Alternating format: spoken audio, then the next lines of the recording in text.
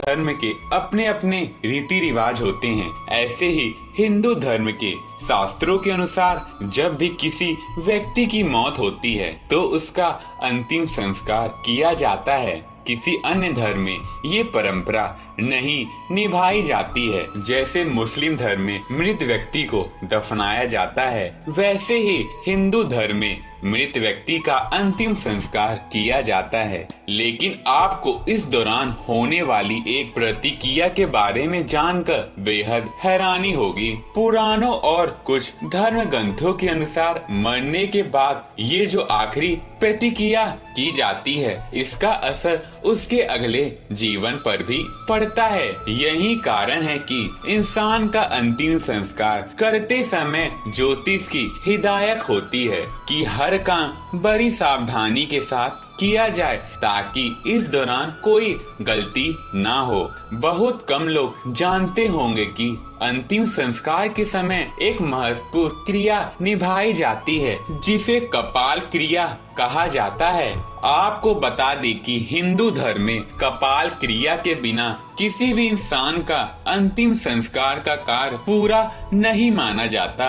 कहा जाता है कि ये क्रिया देखने में इतनी खतरनाक होती है कि देखने वाले का दिल दहल जाता है। ऐसे में बहुत से लोग होते हैं जिनके दिल में ये बात रहती है कि आखिर ये कपाल क्रिया करना इतना जरूरी क्यों है। गरुड़ पुराण के अनुसार जब भी किसी मुर्दे को मुखाग्नि दी जाती है तो सबसे पहले घी उनके सिर पर डाला जाता है। बता दे कि ऐसा इसलिए ताकि उनका सिर अच्छी तरह से जल जाए। जब सिर जल जाता है तो उस पर डंडा मारकर यानी कि सिर पर डंडे से वार करके उसे तोड़ दिया जाता है। शमशान में होने वाली इस क्रिया को ही कपाल क्रिया कहा जाता है। अब आपके दिमाग में ये सवाल आया होगा कि मरने के बाद आखिर क्यों व्यक्ति का सिर ऐसे तोड़ा फोड़ा जाता है और इस तरह से उनके सिर पर वार क्यों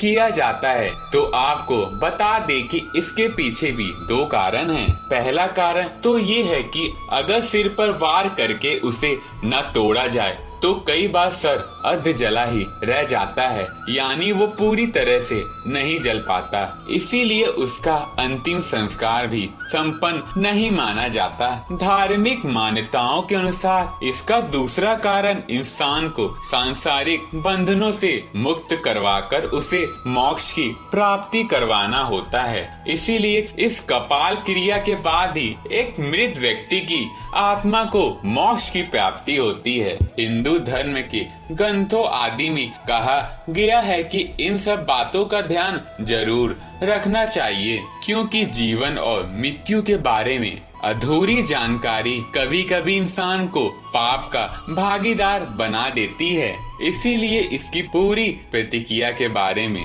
पता होना जरूरी है। तो दोस्तों, आपको पता चल गया होगा कि आखिर हिंदू धर्म में क्यों मारते हैं मुर्दे के सिर पर डंडा।